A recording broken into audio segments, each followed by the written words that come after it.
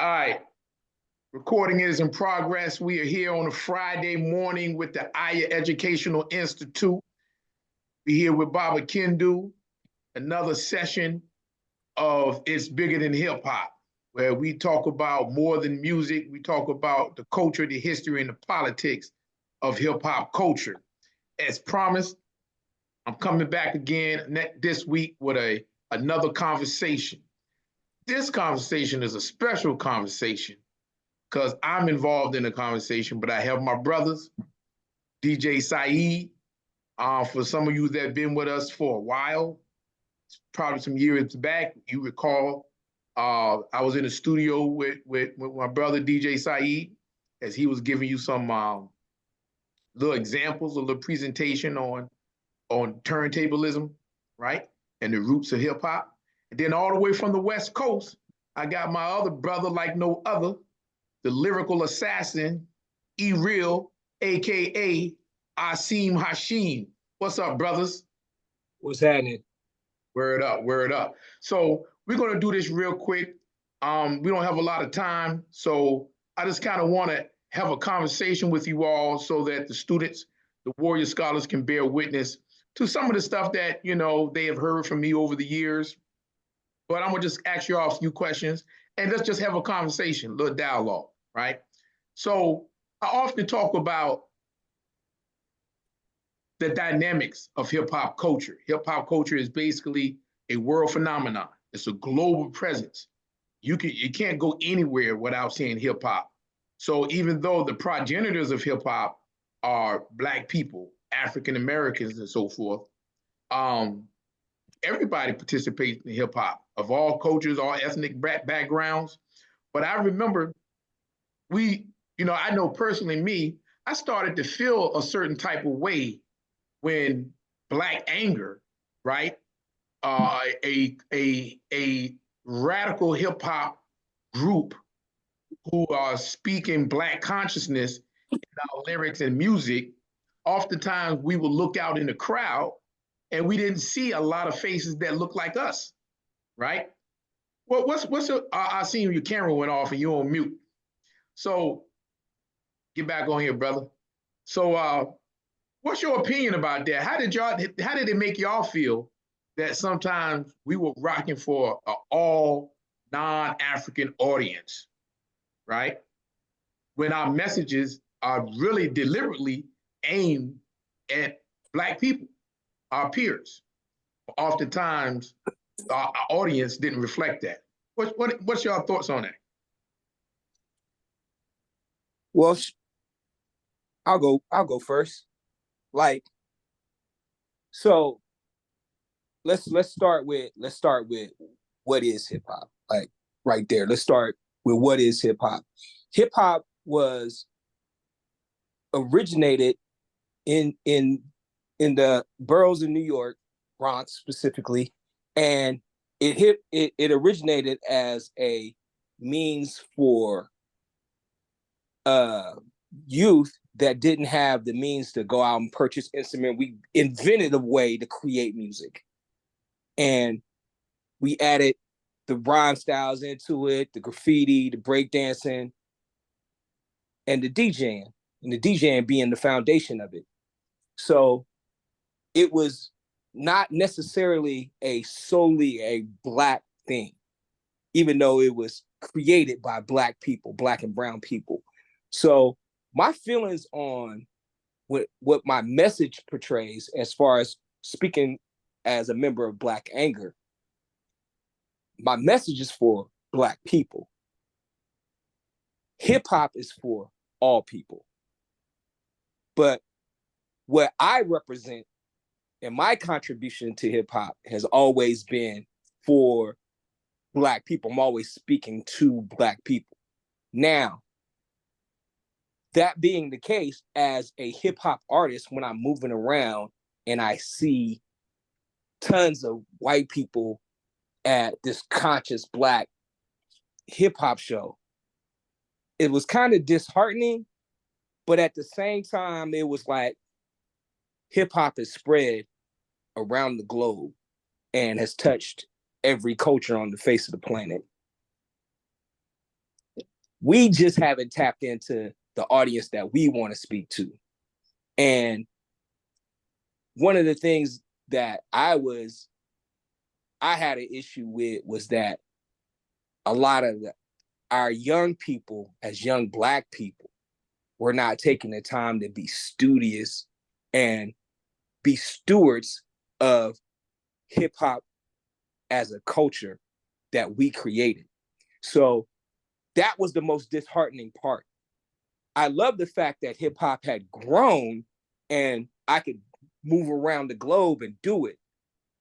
But this is our shit. We created it. So that part was like, damn, these white boys know more about the history and the culture of hip hop than we do, than our youth do. Because like us as Black Anger being, 50 plus, we grew up with hip hop. And we can remember a time when there was no hip hop. And then hip hop came on the scene and started to spread all around and touched our lives and made us want to do it on an intimate level. Wanted to be all involved. We wanted this to be all a part of our life. Every aspect of our life, we was always hip hop. So when I see the young brothers and sisters who be like, all that, I'm about this money and I don't care about all that breakdancing and them. I'm like, whoa. You need to know this history. You need to protect this history and manifest this history and represent the culture. Now, I'm not going to go as far as to tell you what to say and how to say it, because every artist ain't going to be conscious and pro-Black, whatever. But one of the things that I will ask you to do is be dope, be original, be fly with your stuff, and represent the elements of the culture in your music. I should see the graffiti. I should hear some really clever lyrics, even if you talking gangster shit or if you talking whatever. But your spit, your flow better be fire. You know what I'm saying? I would like to see a DJ behind you when you rocking. You know what I'm saying? Some turntablisms. You know what I'm saying? Maybe have a dancer. Doesn't necessarily have to be a break dancer, but maybe represent some movement, some hip hop movement when you doing your thing.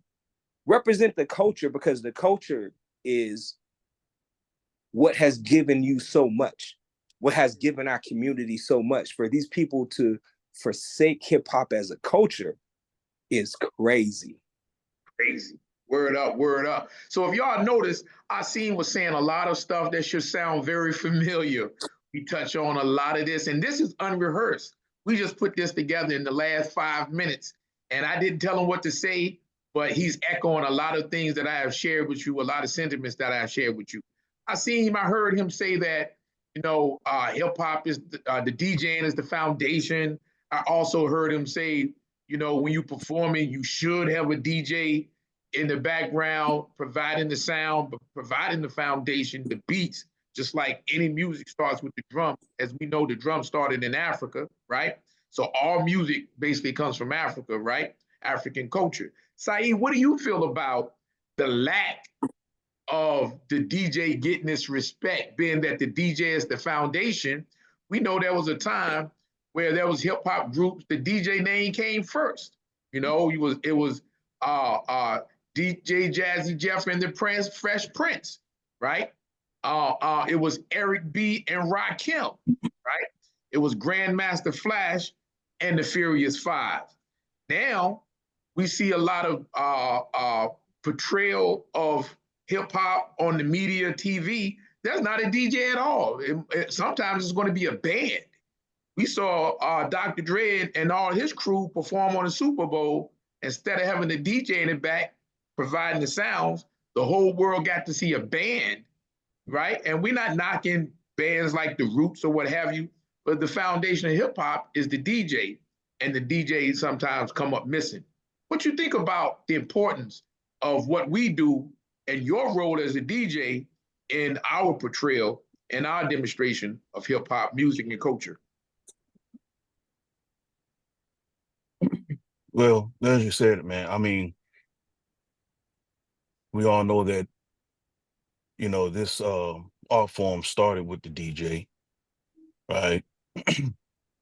nothing moved without the DJ. The DJ, um, in his uh infancy stages in this thing we call hip hop, like the DJ was the boss. You know, people work for the DJ, at one point, you know.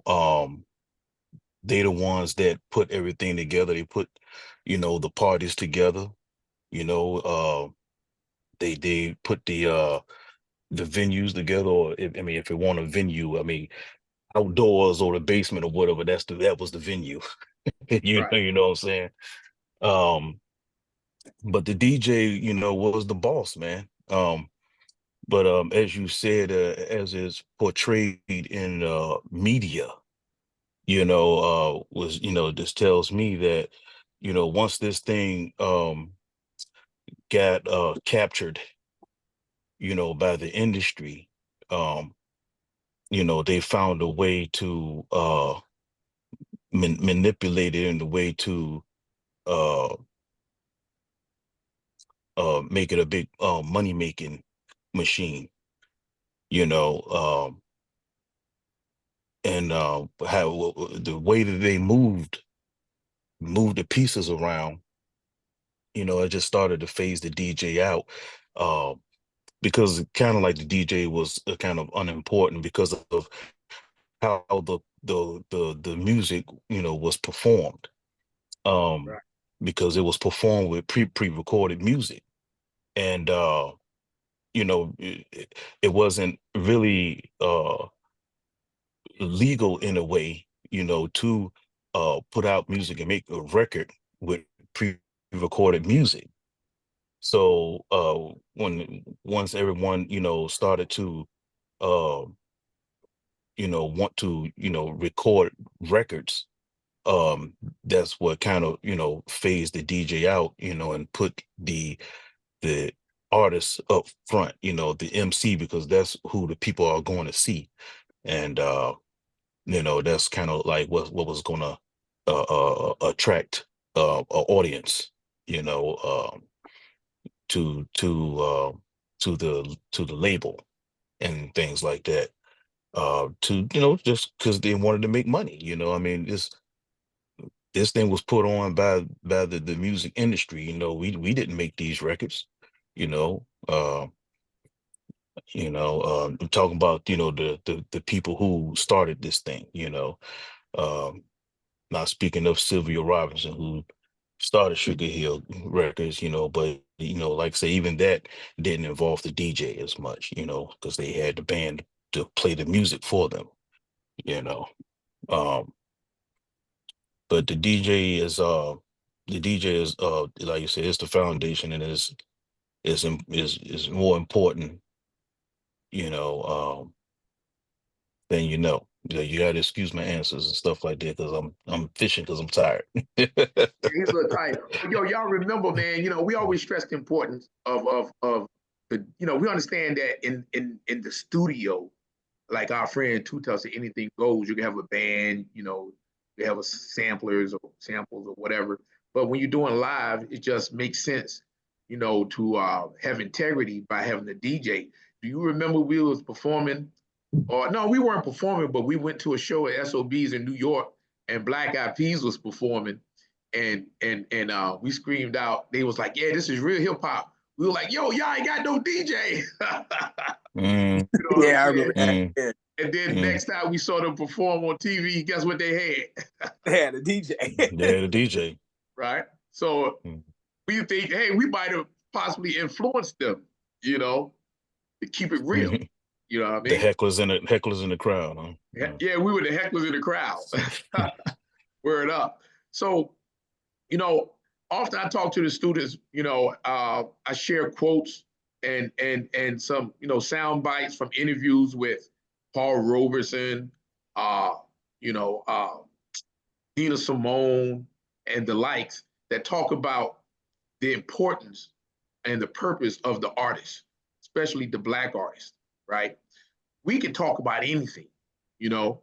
You got some groups who, talk about partying, they talk about going to the clubs. You got some rappers that talk about, you know, gangster stuff, life in the street. You have R&B singers that talk about love, love, love, love, relationships a lot. You know, Black Anger, we chose to have a message in our music, a sort of Black liberation message, a sort of like a check yourself before you wreck yourself, Black people. You know, how important to you, E, that Black Anger maintain, you know, that image, that mission, right? To have that agenda at the forefront of what we was doing. And you know, we never kind of gave in into the different trends that kind of, you know, came about. We always kind of, even though we was hip hop to the core, you know, routines and all that, we still had a message. How important is, as a writer, as somebody that compose scripts, compositions, is it to have that message in your music? Well, let me first say this. Like, your foundation as a writer, right? It starts with your convictions. So, like, I'm gonna separate improperly, though. Let me first say that I'm gonna separate the hip hop culture from the Black culture, right? So hip hop culture is one thing, Black culture is another thing. Me as a writer and as a member of Black Anger, I approached hip hop from an Afrocentric standpoint. So all my messaging as a writer was messages for Black people, for Black liberation, for Black struggle, for Black education and enlightenment. And entertainment was third, fourth down the line, because what Black Anger was representing was Black revolutionary movement. You know what I'm saying? So we had as our mantra that we were fighting for the people and speaking to the people. So with that being said, it was immensely important that our messaging was directed and representative of African culture. And I say African culture because a lot of times we try to separate Black people from Africa, and that's not possible. So we were always trying to represent African culture and the upliftment of African people in the diaspora around the world, and transmitting a message of unity, and that we needed to be, excuse me, moving in a path of enlightenment and upliftment, and fighting the system and standing up against our oppressors, trying to break the physical chains and the mental chains. So our messaging had to always represent that, and will always represent that as Black Anger, the crew. Word. You know, we was on the West Coast. We weren't in LA or, you know, Compton or anything like that. But, you know, we was on the West Coast, and there was a certain subculture in the Black community, was the Crips and the Bloods thing. And then, you know, we kind of saw that seep into hip hop, you know. And I know I had friends that they were one way before the influence of gang culture, and then they was another way, you know, after the gang culture started to infiltrate or spread throughout, you know, for us, the Tacoma area. And a lot of people, you know, I know at one time when I was young, I felt like, oh man, you know, music don't influence people. You know what I'm saying? But as I got older, of course, I said, man, it does. You know, what are some of your experience, Saeed and Asim, with your friends, your peers that you saw influenced by the, you know, surgeon of gangster culture into their lives, not just in like hip hop, but in our lives? Because based on what I say, you know, it's important. What I remind the students, that it's important to know what you're listening to and understand how the lyrics and the message in the music can impact you. I mean, it can actually mold and change you, right? How did you see the music with the influence and the surging of gangster rap, so to speak, change some of your peers? Did it change you? Did it change the people you was around? You know, did it influence their lifestyle and their behavior? Did you witness that, or am I just making this stuff up? I'm gonna let Saeed take that one for right now. Well, actually, I was going to say I'll let you take that because I Oh, know you got yeah. some firsthand experience on that for sure. Well, like speaking firsthand, right? So me as an MC, I started MCing when I was 10. Wrote my first rhyme when I was 10 years old, living in Trier, Germany. And my neighbor that lived across the hall from me, named John Ball, he used to rap. He was a little bit older than me. He was like, I was 10, he was 12. And we was sitting in the hallway busting lyrics, right? So this is my very first like stepping into participating in hip hop. And then when I moved and I came to Washington State in 1987, Tacoma, Washington, landed in Washington State in 1987. There had been a shift that I wasn't aware of because I was overseas. So I was green. I didn't know nothing.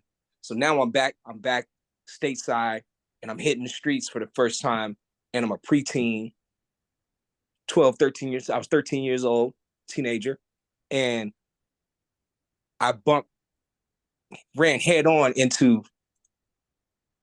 gang life that I had no idea about. And it was crazy because all the music that I was listening to didn't have any of that whatsoever. But when I got back stateside, 86, 87, Eazy-E came out along with NWA. Ice-T came out. A lot of these West Coast gangster rappers hit the scene. And it was crazy because it was like there were still like hip hop crews around. There was B-boys and stuff like that, and they was dancing and stuff, and it was dope. But then in Tacoma, Washington, which is over 1,000 miles away from LA, all of a sudden there was the spread, and it spread like wildfire of LA gang life in Tacoma, Washington. And I got caught up in that. I actually was a Hilltop Crip for a couple years, and then I moved away, which is another story. But there was two things that happened. The first thing that happened was NWA, Ice-T, and a couple other gangster rappers that was out that wasn't really popular yet. And the second thing that happened was the movie's Colors came out. So now, in that instant, there were maybe a handful of actual gangsters from LA that had came up here. But with the popularity of Eazy-E's first album, Ice-T's first, I don't think that was Ice-T's first album, it was like his second album or something like that. And then the movie Colors, there was an emulation of LA gang life, even though these kids had never seen the streets of LA and didn't know anything about what was going on in LA for real. They were just emulating. And as I was, because I could speak firsthand, because I was doing what I seen in the movie's Colors and what I was listening to in the music. So it was easy for me to be like, okay, this is what the cool kids are doing, so I'm going to do the same shit. Because you got to remember, I'm a military brat. I'm not from the hood. But I got caught up in hood life for that year and a half that I was living on the hilltop. Had I not had such a love for hip hop, I probably would have been stuck in that gang life. But what happened was I moved away from the hilltop. I met my brothers, Kendu and Saeed. Saeed was like, fuck that. We don't do this gang banging shit. We on some hip hop over here, boy. And I was like, cool. I didn't like it anyway. It was stupid. So I was able to step away, but only because my parents had the ability to move away from the hood. And as those influences came around, I just was surrounded by a group of friends that was in love with hip hop versus being in love with the gang life. And I had a foot in both worlds. And I can almost for certain say if gang life had never been a part of hip hop culture, I probably never would have participated in it. Because I was listening to the music and I was watching what was happening, and I just wanted to be involved. Up until that point, I had never even heard the term gangster rap. Right. Or gang members for that matter, outside of like some gangs in New York that I seen on a movie, but it wasn't like real gangs. They was like more like breakdance crews. Right. So to me, when I was battling, breakdancing, or MCing, that was my gang. But when it changed when gangster rap came out, and now it was about fighting and shooting and selling dope. And a lot of my friends that were never gangsters in their life, they had the same background that I did. They just didn't have the peer group that I had. And they didn't listen to the same type of hip hop that I was listening to. They got heavily into the gang life because they were listening, and that's all they listened to was gangster rap, loved gangster movies, wanted to be gangsters. And I was like, you dudes used to be breakdancers and MCs, and now y'all gangbangers?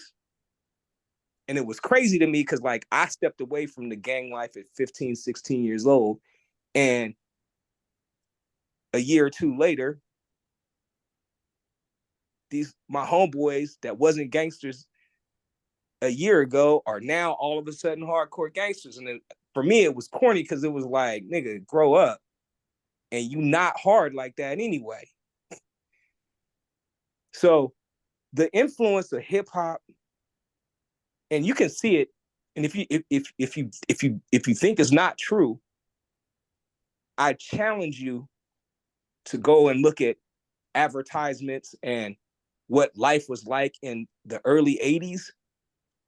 And in 87, all the way to the mid 90s, there was a huge shift in what was happening and what was being said. If you listen to the old music, and then you'll be like, oh, okay, this is what they was doing. And then you listen to the music throughout the late 80s and into the mid 90s, there was a shift.